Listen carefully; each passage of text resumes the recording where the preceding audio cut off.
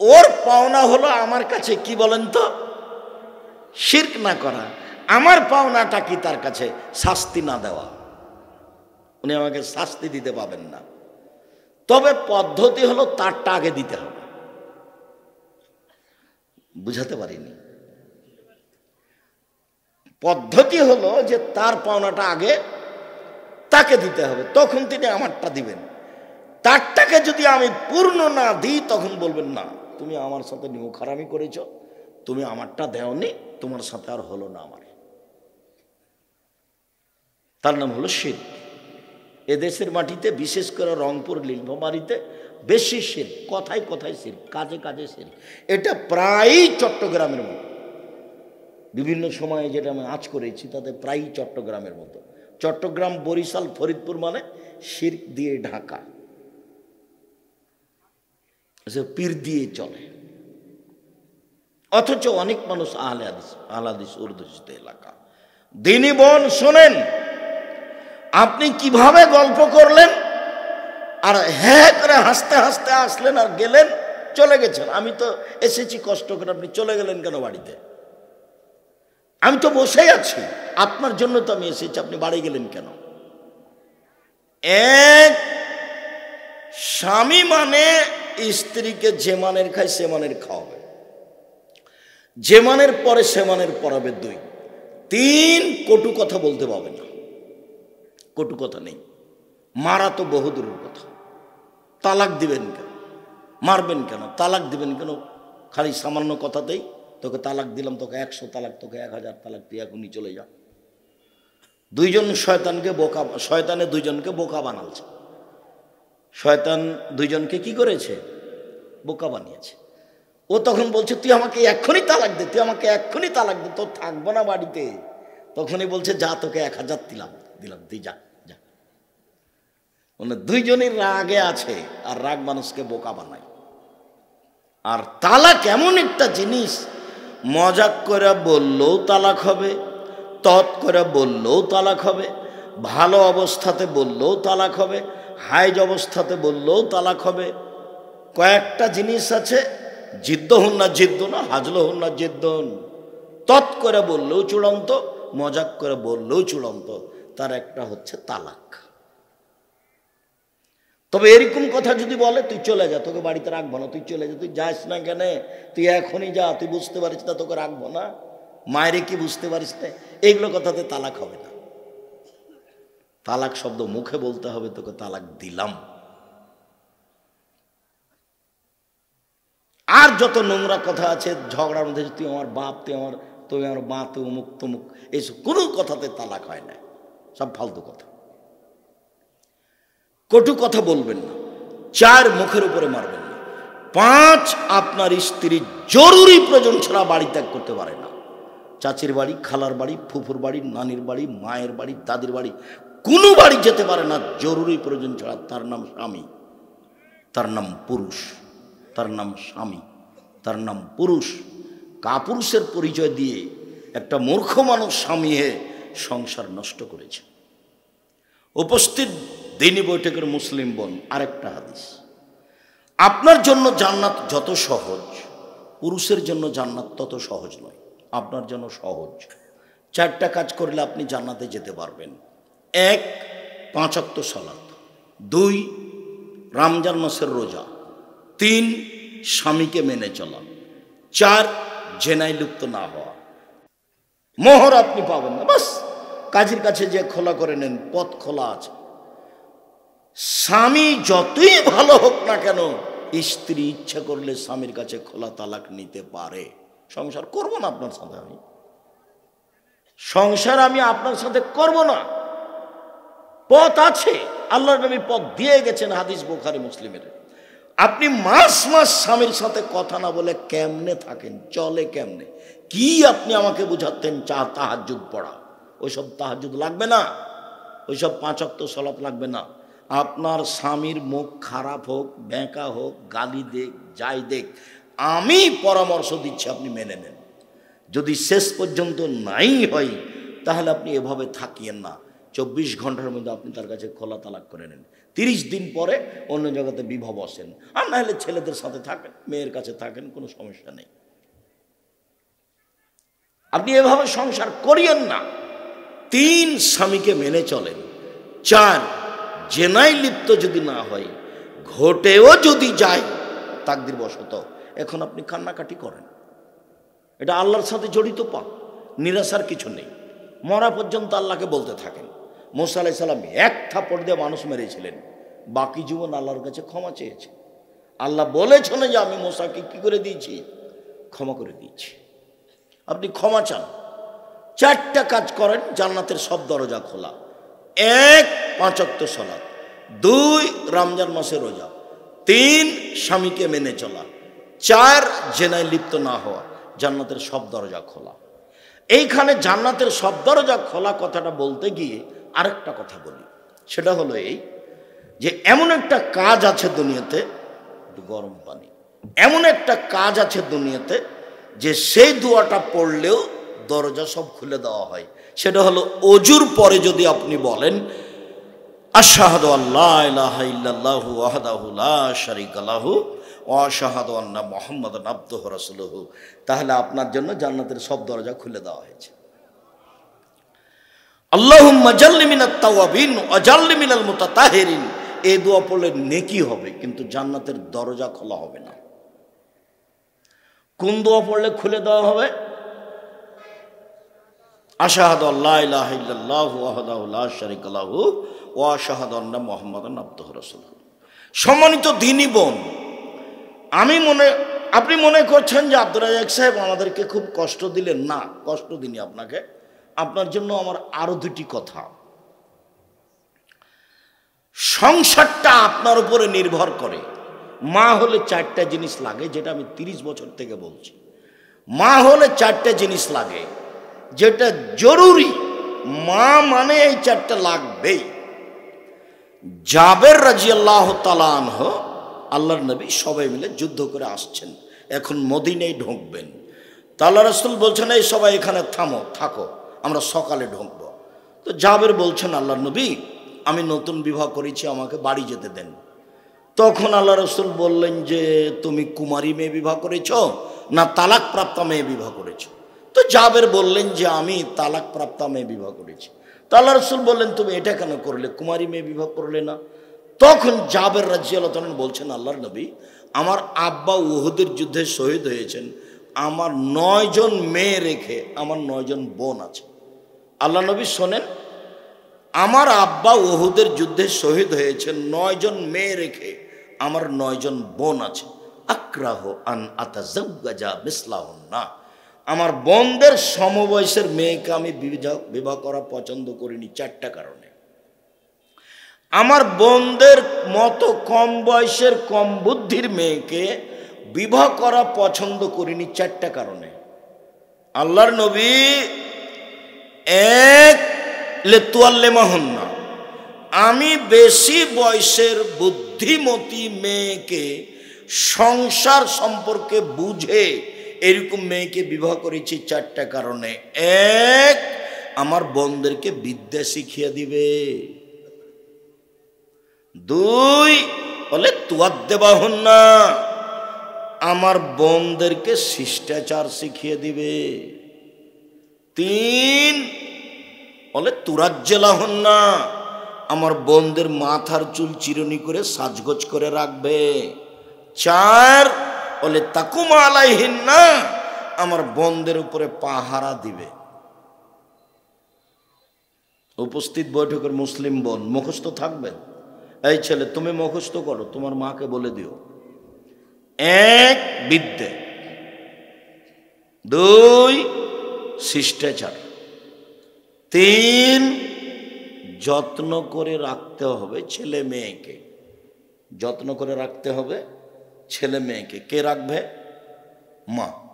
4 ছেলে মেয়েকে পাহারা দিবে।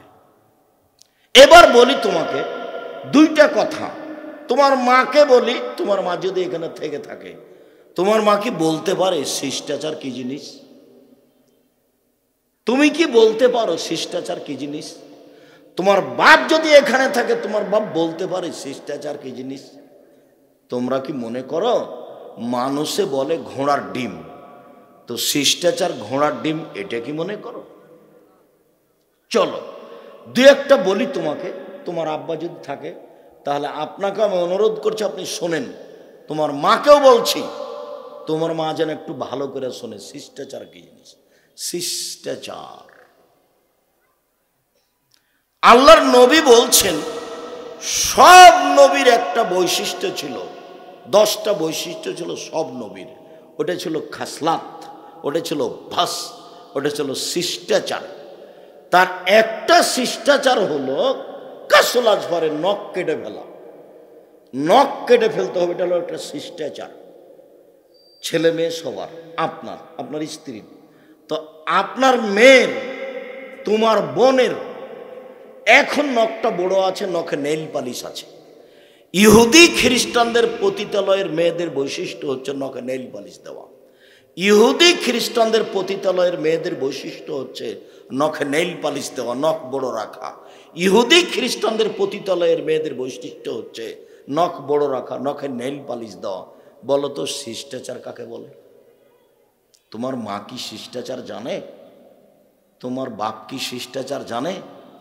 তোমার মা তো একটু কাজে 19-20 হলে রাগ করে, এই তোকে যে বললাম এটা করতে, করলি না কেন?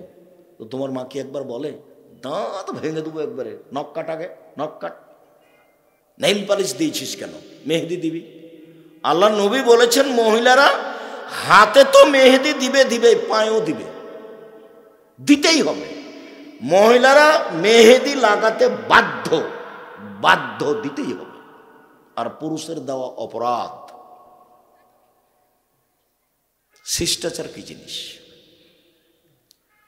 তোমার বাপ একটা তোমার ছোট ভাইয়ের পেশাব পায়খানার জন্য পট কিনে নিয়ে এসেছে, সেটা হলো ঘোড়া। বলো তো শিষ্টাচার কি জিনিস? তোমার মা একটা তরকারির বাটি কিনেছে, সেটা হলো রুই মাছ। বলো তো শিষ্টাচার কি জিনিস? তোমার মা একটা আয়না কিনেছে, আয়না, সেটা হলো কাতল মাছ। বলো তো শিষ্টাচার কি জিনিস?